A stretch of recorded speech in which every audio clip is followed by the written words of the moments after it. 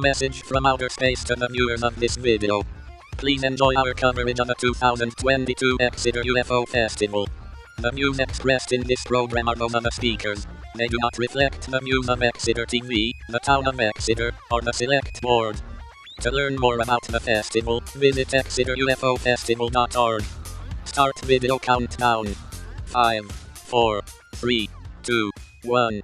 Blast off. Is this event going great or what?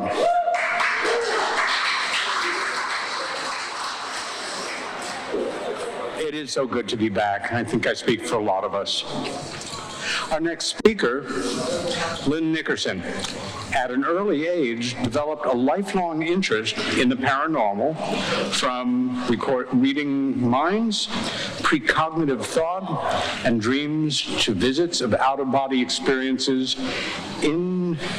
Unexplainable events would intermittently occur.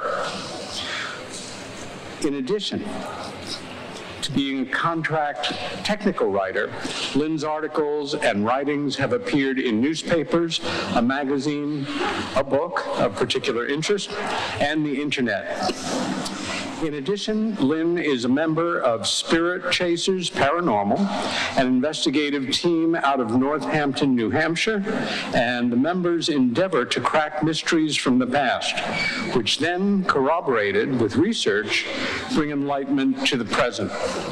If you wish to contact the author, really the best way is on her Facebook page or while she's here this weekend. Lynne has a terrific book, which is True Personal Accounts of the Unexplained. I think she's down to her last copy or two, but there will be more copies tomorrow. Please welcome Lynne Nickerson.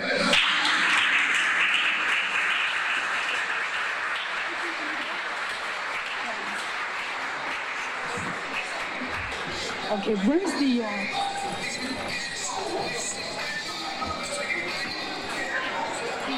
Hello, everybody. That's what a great crowd today. Really good attendance. Okay, I was looking for the laptop and it's down there.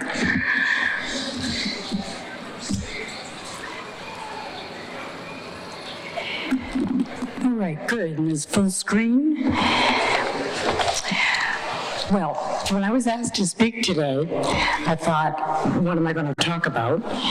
And since I've had a lot of run-ins with the paranormal and extraterrestrial occurrences, I thought, why don't I talk about UFO experiences? Because actually the paranormal is just like anything to do with extraterrestrial, because these events defy logic and they do challenge our concept of reality. I'm sorry, but where's the clicker? Peter?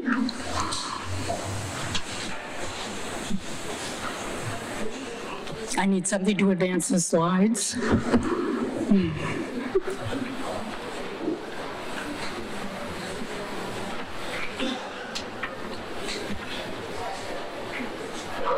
It's so dark down there I can't see anything. Oops, I'm sorry, here it is. Okay.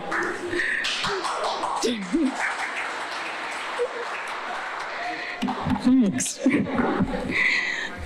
Okay. So actually, I've come to believe that we live in a multi-dimensional world, much of which happens beyond the visual range of the human eye. So if you have animals, you know what I'm talking about, that they see and sense things that we don't. So I'm sure that one day our present understanding of quantum physics will include the paranormal and the extraterrestrial, because we come to realize that alternate realities do exist, that dreams can be more than just dreams, and that your intuition is to be trusted. So I'm going to take you through a few personal experiences that do defy logic, but they're all true. I no longer feel the compulsion to explain to people that, yeah, they did happen, although I didn't always understand them at the time. So now I'm sure these events were very real at some level. So I'll start at the beginning, which is my background. I grew up in East Kingston, about 3 miles from here. And Pease Air Force Base is 17 air miles from here. in Portsmouth, which at the time was a strategic air command base, and that means they had nuclear weapons. So that's a point, I think, that was of great interest to ETs. And it's also a fact which is probably at the heart of why there were so many sightings at Pease itself and also in the surrounding areas. So here is the list of what was happening at the time. Two of my experiences happened in 1961. That's when they began. So,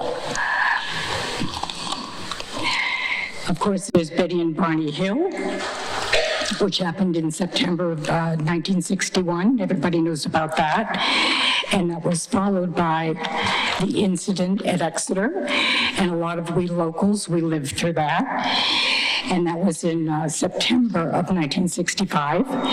And then following that in 1965 was the Great Northeast Blackout.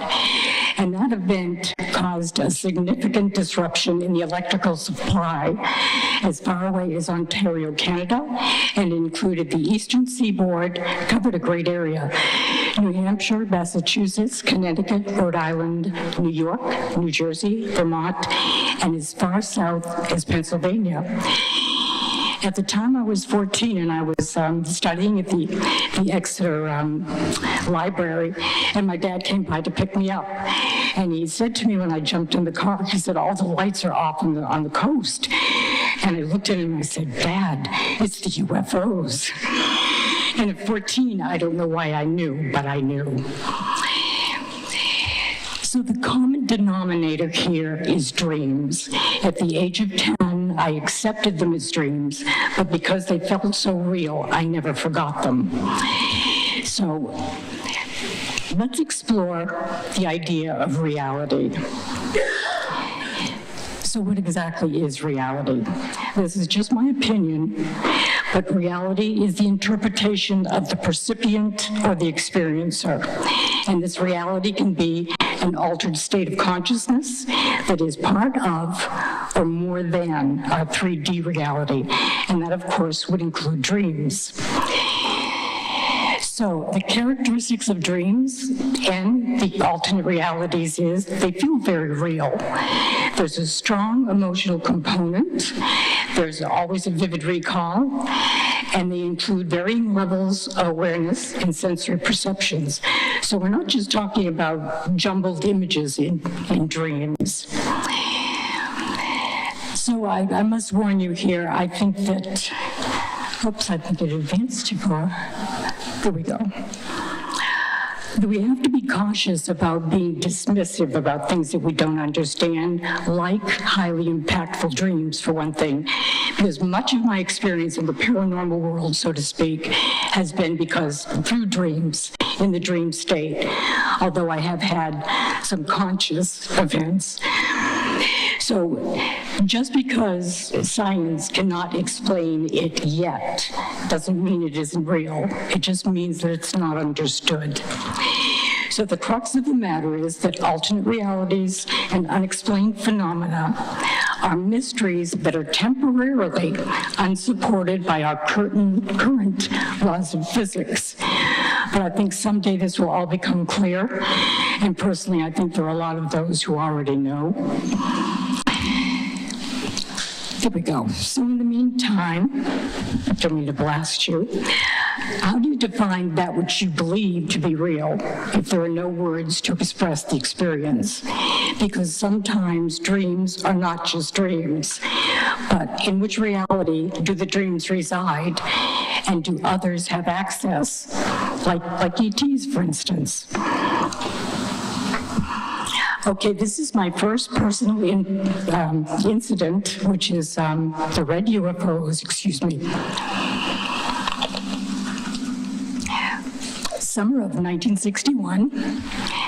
Now don't laugh, but there's a purpose to this slide, that the formation of the UFOs that I saw looked just like this.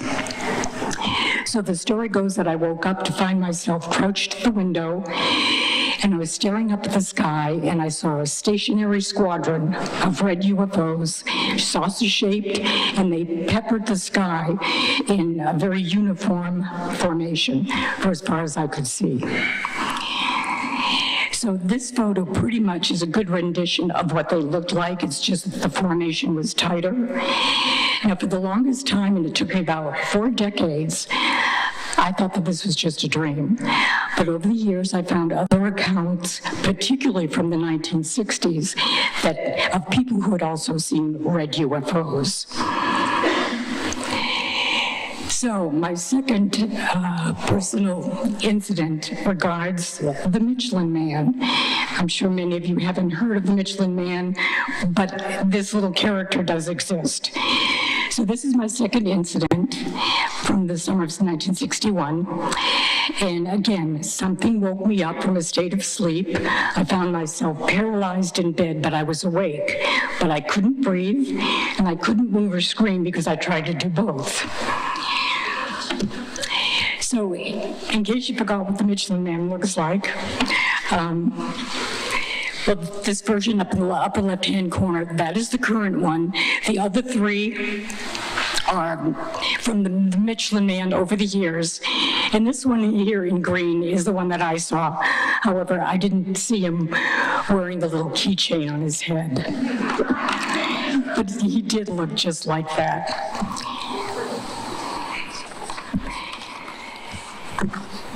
So what I saw from my window when I saw the green one, he was suspended in the doorway. And what I saw was phosphorescent green. He wasn't white like the Michelin Man, but there were many other sightings of the Michelin Man who were either red, green, or white.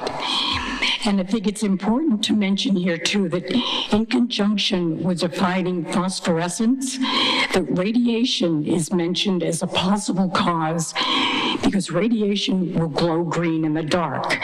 So I might have been seeing something that was slightly radioactive. I don't know. But it would take at least 50 years before I could find any kind of confirmation as to what I saw that summer of 1961. But in the last years alone, I have finally found, 7 accounts similar to my own. Now, I've chosen 4 to show you today, so the next 4 are not my accounts, but it was from my research that I dug this up to try and find some kind of verification. So, as I just mentioned, due to time constraints, I'm just going to do 4 of them today. Now, let me just back up here a second. What I did want to mention is, in these other instances, all the creatures were wearing inflatable spacesuits that made them resemble the Michelin Man. All of the accounts I found thus far specifically mentioned the Michelin Man. The height of the ETs and the color of their suits varied. As I mentioned, there were 3 colors. And all of the experiences were fully conscious in a wakeful state. However, I was in a dream state. Okay, so I'm calling these global incidents for the Michelin Man, global incidents number 1. So July 31st, 1952, this was 9 years before my sighting, a guy by the name of Giampiero Munguzzi and his wife were vacationing on the Churchen Glacier it's actually in Switzerland, south of St. Moritz. And both he and his wife saw a landed craft, and they saw a Michelin Man outside the craft. But as soon as they saw that, they ran for cover. So apparently, he had been spotted by somebody because they went paralyzed. But as he's lying on the ground, Munguzzi managed to squeeze off a few photos. Now, I do have a book here. This is by Timothy Good. And I've got the photos, and I'll just show you real quickly. But here's the Michelin Man. And right here, right outside the craft. And I'll have the book in the bookseller's room if you're interested in seeing that. But that was in 1952.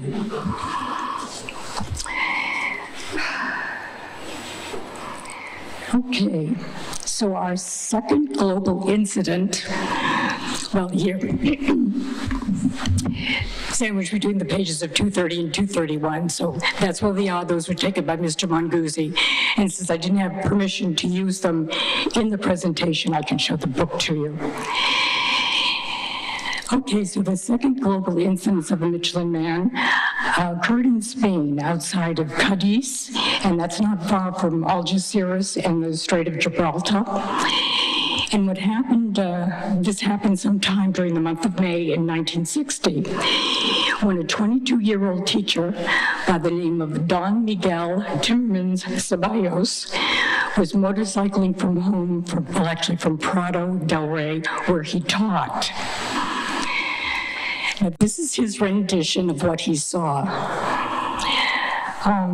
They were humanoid. They were walking on the street. One was about 6 feet tall, while the other one stood about 3.5 feet. Both of them bore a strong resemblance to the Michelin Man, but in this case, their suits were red. And here's a close-up of the two beings. They're kind of cute, actually. As he was watching them, Don Miguel noticed that the smaller one was wearing only one boot. What the significance of is that, I don't know. And then they just disappeared before his eyes. So, global incident number 3. These last two accounts, 3 and 4, happened on the island of Reunion Island, which is a remote French outpost located southeast of Madagascar, just off the coast of Africa, in the Indian Ocean. So this is the first reported sighting on that island, which occurred on July 31st, 1968. A lot of 1960 occurrences. And he was a 22-year-old farmer named Luce Fontaine. He saw two men resembling the Michelin Man when he was in a field picking grass for his rabbits. And this is what he saw. I haven't seen one of these before, but it was an elliptical-shaped craft. And the beings here were only about 1 meter tall, which is pretty much the size of all of them. And that's the size that I saw when he was suspended in my doorway of my bedroom. And it's interesting that they're all from the 60s anyway. Now, global incident number 3. Again, it was on Reunion Island. It happened on Valentine's Day, February 14th, 1975. The gentleman's name was Antoine Severin. He was a 21-year-old delivery driver, and he encountered a landed UFO in a field with 4 occupants who resembled the Michelin Man. And while he was walking home from the store, he stumbled across them. So the following are his sketches. Oops. Here we go, of what he saw. So all 4 of them apparently look like the guy on the left, and their craft is over there on the right.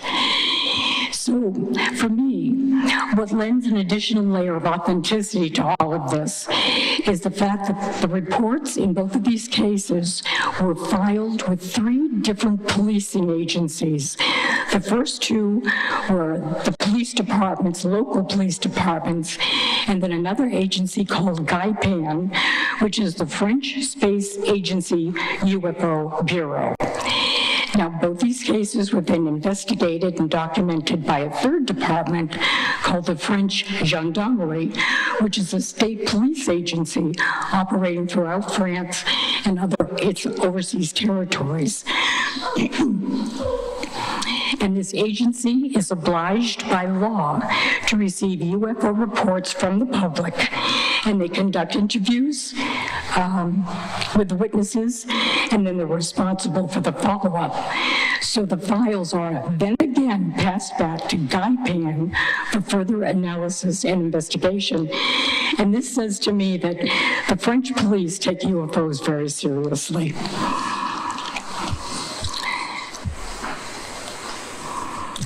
Oops. Okay, before I get into that, I just wanted to mention and recap on what I just said, that after all these years, that what I saw as a child Actually, other people have seen the same thing. And secondly, these sightings also reinforce the idea that dreams not only can be defined as products of our imagination, because what I saw in the dream state matched up with what others had witnessed while they were fully conscious. Okay, so the horseshoe-shaped crab UFO. This is my third personal experience. It came from a dream that I had while I was living in Kittery, Maine.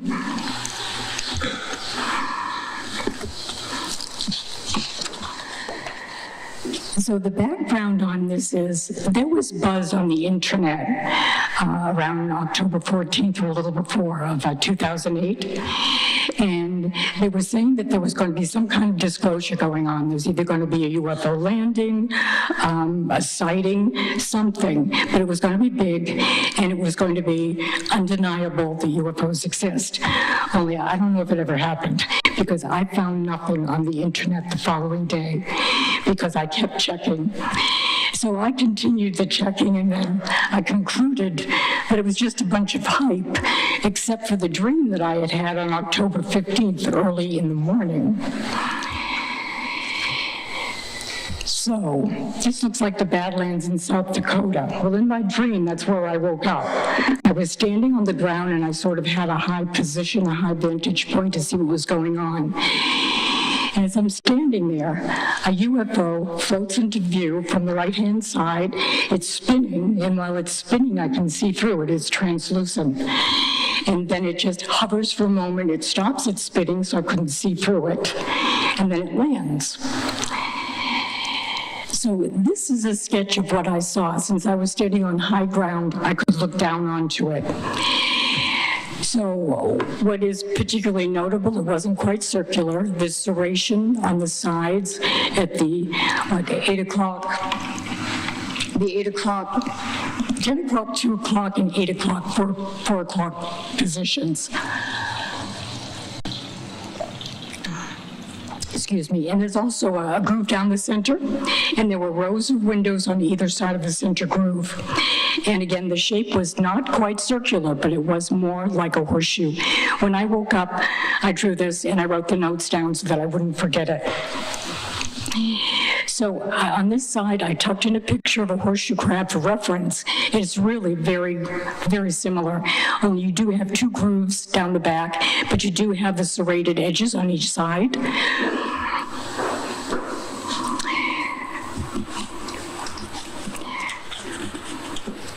Okay, so to continue with this story, as I watched this oddly shaped craft land, on the side of the craft, it opens and out steps a humanoid.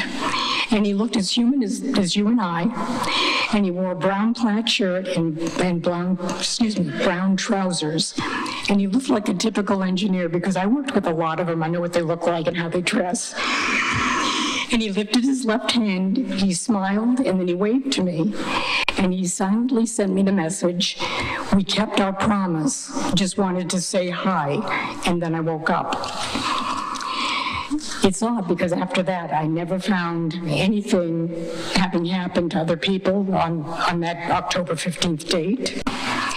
So whether or not someone else saw it that night, I don't know. But I continued to search for several years to find information, and finally, stuff started surfacing on the internet. So I was constantly looking for some kind of confirmation that this actually happened. Was it just a dream or did it happen? So my first find was this 1940s model of a UFO. Purportedly was fashioned after one that landed at Roswell, New Mexico in 1947 when there was a crash there. So it's kind of a cross design. Did the model show up? Here we go. There's the model. So it's a cross design between the stingray and a horseshoe crab. So do you see the similarities? Does it look similar? I thought there was a great resemblance. And it also predates the craft of my dream that happened 61 years earlier. Okay, the second find, this was an interesting article I found on the internet about an ancient craft that was found on the floor of the Baltic Sea on June 19, 2011. Now, this location was somewhere between Sweden and Finland, and it's been determined to be over 140,000 years old. So I'm not sure who decided how old it was. But there was another one alongside it with the same exact skid marks about 200 meters away.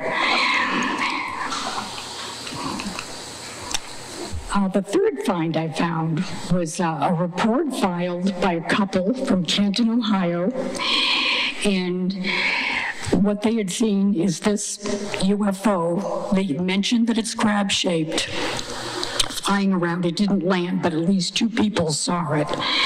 So there are at least 3 different incidences there that kind of confirm that there's something in the shape of a horseshoe-shaped crab aircraft that people are seeing. So you have to ask yourself, was this a design of my own imagination, or was it a case of an alternate reality? Remember, I was in a sleep state.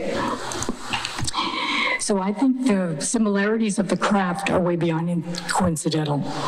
In addition to being in an altered state of consciousness, it could have also been an out-of-body experience. I mean, there's no reason why it couldn't have been both, because I wound up in what looked like the Badlands, and I've never been there before, but it was very real.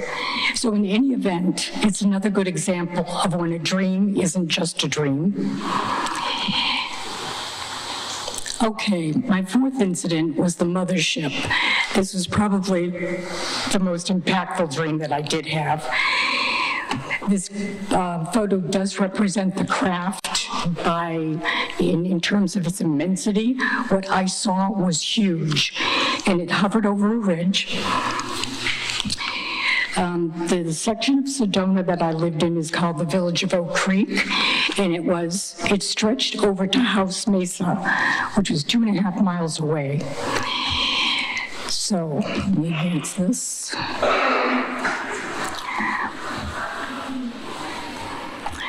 So what happened was, again, I woke up from a dream, and I'm in my bedroom, and I'm looking up through a translucent ceiling, and I can see through all the walls of my condo. And I could see this craft hovering above me. And one thing is, I could feel the air pressure that it created while it was hovering there. And I also had the impression that I had been up there, but I had no actual recall of it. The color of the craft was grayish bronze, and underneath its undercarriage had like recessed compartments, and there were lights in them. Some of them were off, some were steady, and some were blinking. And the shape of it was kind of cigar-shaped, although not exactly. And I determined that it measured about 1 mile by 2.5 miles. And the way I arrived at that is because while I was living there, I was in the tourist industry, and I knew all the distances between all of the land formations and the tourist attractions. So the closest land formation to my left was Bell Rock, and that was exactly 1 mile away. And then in the opposite direction, the length of it stretched right over Horse Mesa, and that was 2.5 miles, and it extended across Horse Mesa. Of course, most people can't see 2.5 miles away, but in this altered state, I just knew that. So then I received some kind of silent signal that the ship was about to take off. So I ran to the window to watch it, but when I think back, it made no sense because I could already see through the walls. I didn't have to run to the window to see it, but that's what I did. And once I reached the window, the craft had risen, and then it departed in a swooping motion, taking off to the north. And from my vantage point, I could see that it either had, to the left, pink taillights, or that it had an exhaust system that left like pink vapor trails. It was very pretty. But I have no recollection of even returning to bed. So I wanted to tuck in this slide because this really represents multiple realities to me. There's a sense of blended dimensions, but with visible boundaries. So the walls of the condo and the natural landscape coalesced. You could see definition, yet you could see through what appeared to be defined. So that was the view I had from the bedroom in my dream state. And though, oddly enough, I could not see beyond the window to be able to look up into the craft. For some reason, my view was blocked. So in summary, upon waking, I had immediate recall of the dream, and later that day, I noticed that the sky had been saturated with crisscrossing chemtrails, and then I felt like a cold was coming on. I felt like I'd been exposed to something. So I did wind up getting an upper respiratory infection starting that day. So by day 10, I went to the clinic, and I was asking the practitioner if he had noticed an increase in upper respiratory infections in the last couple of days. And he said, as a matter of fact, he said, we've had so many people walking in with upper respiratory infections. So it made me wonder if there was a connection.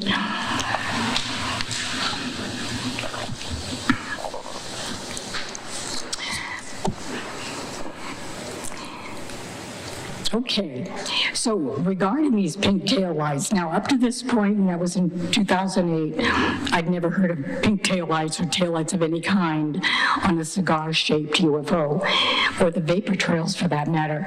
But eventually I found several reports of crafts, both leaving a vapor trail. Who knew that they would have an exhaust system? But I've read of some that do. And then some of them do have like taillights on the curved end of a cigar-shaped craft. So subsequent to this event, a book came to my attention, and it's titled Merging Dimensions by Tom Dongo and Linda Bradshaw. They're investigators of high strangeness in Sedona and the Verde Valley areas, which is the village of Oak Creek is part of that. And according to them, my condo was right in the middle of a known portal. So that's probably why I saw the mothership. And also, I had found other accounts of individuals who had fallen ill after encounters. So you got to consider that. And knowing that this information was unknown to me at the time and did eventually surface, I was left with the impression that this was just more than a dream. So my fifth personal incident is the green UFO and the silver helicopters. And once again, the setting is Sedona.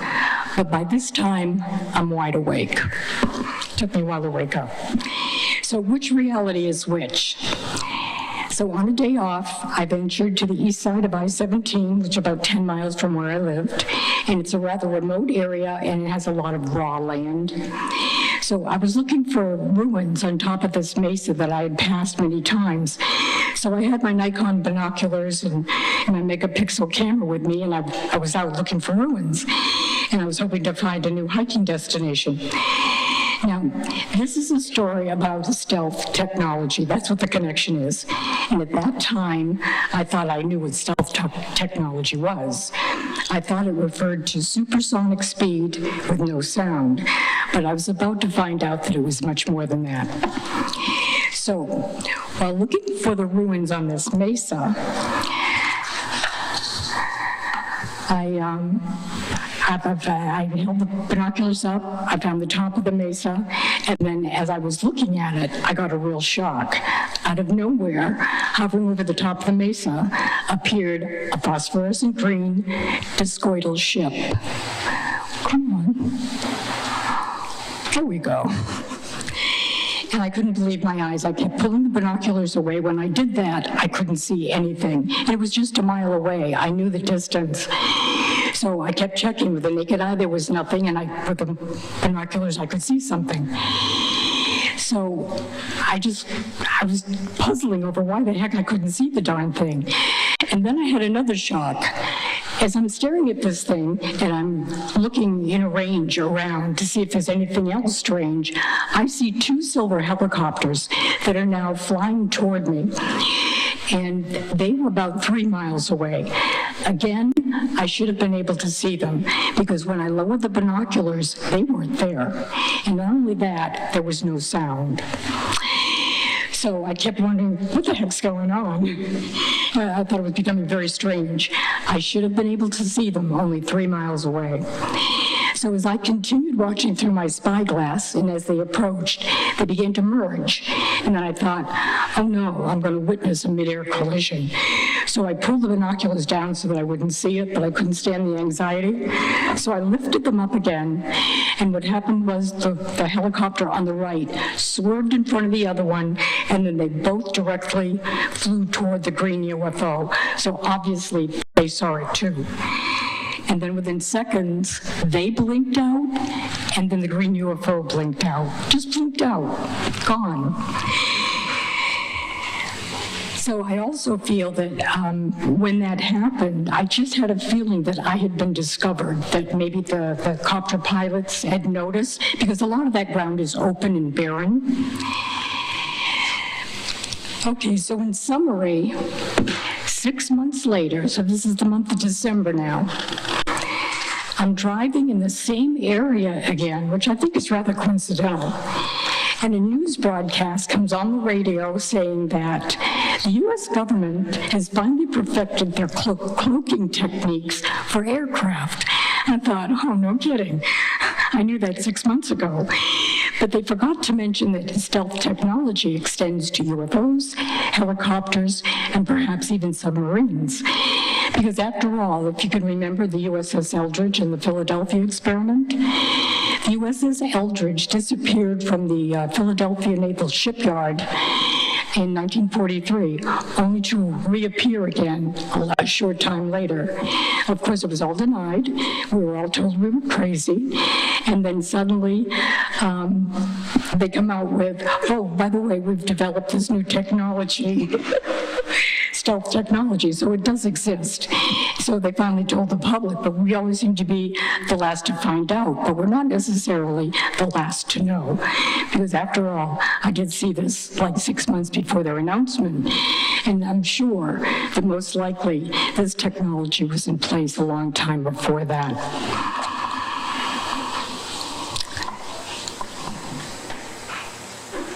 Oops, there we go.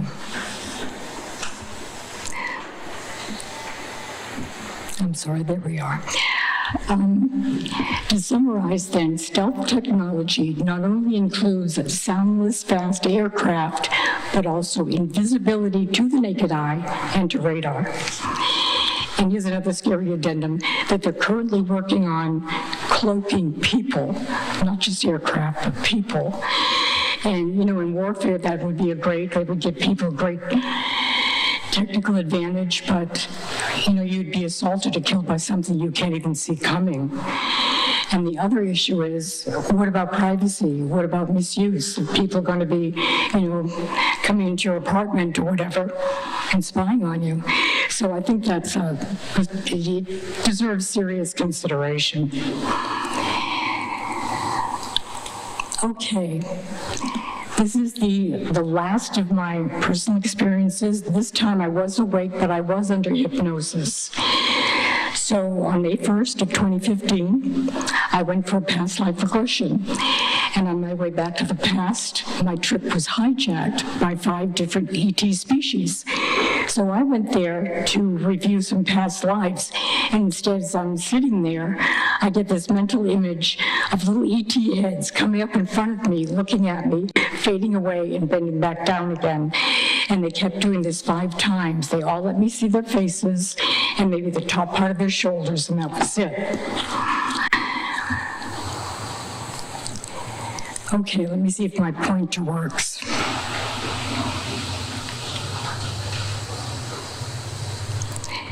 These 2 characters you've seen before. This is like the worker, gray, and this is the tall gray.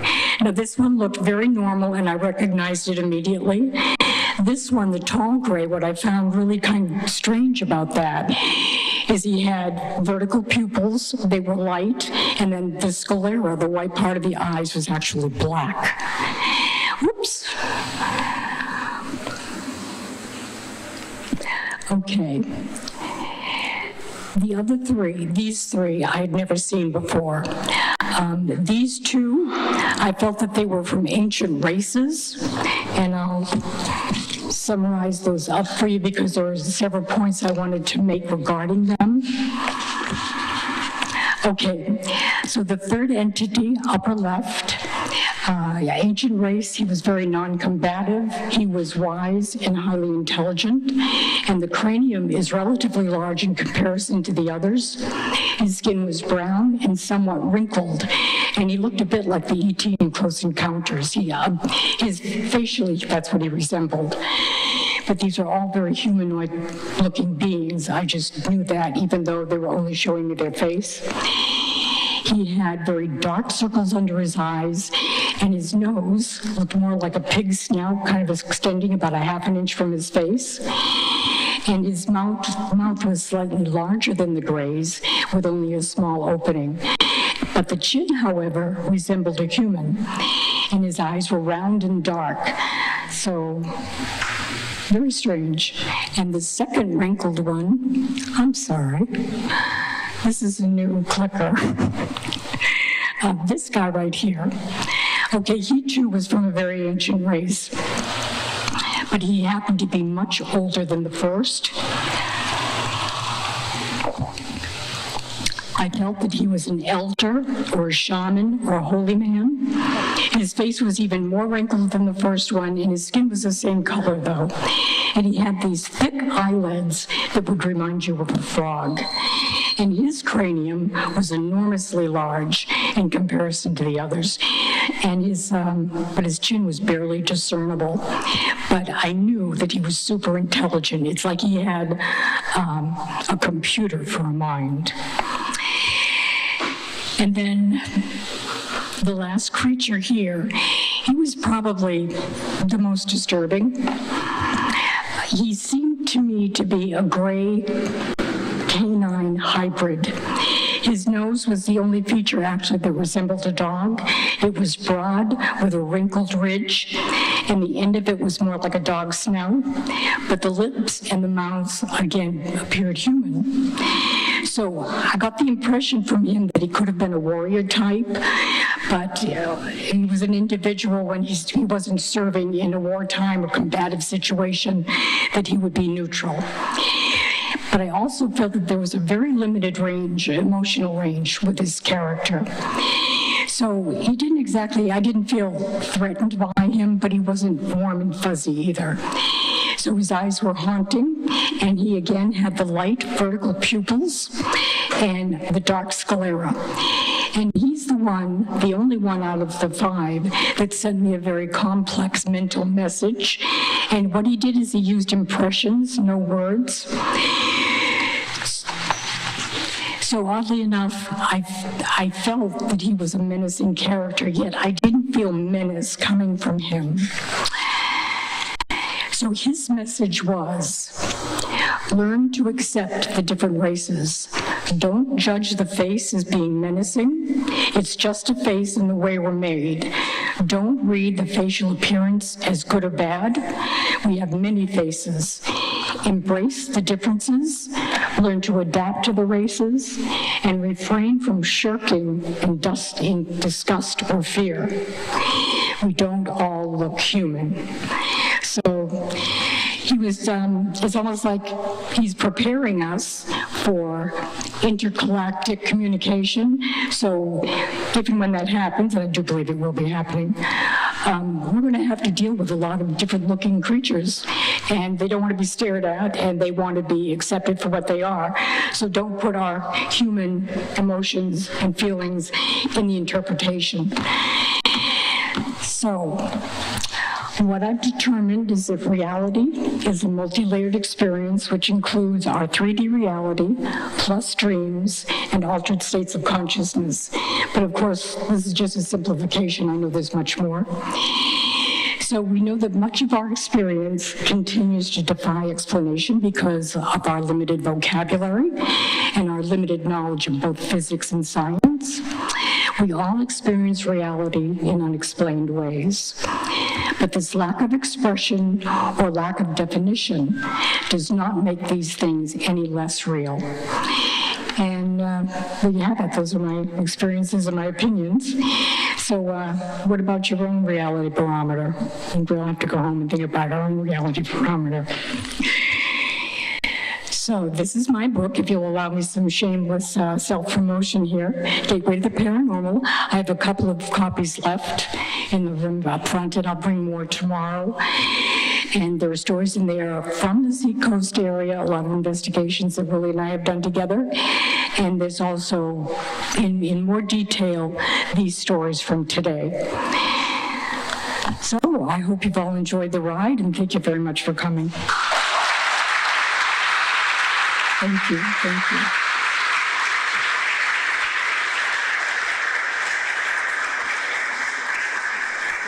Any questions?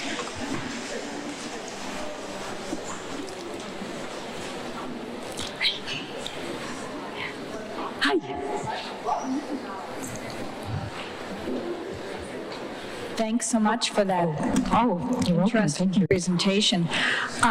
It's not so much a question, but it's kind of like a comment. Something that I always paid attention to is when I went to Egypt, I saw so many representations of different types of beings in the ancient Egyptian world, with cat faces, dog faces, bird faces.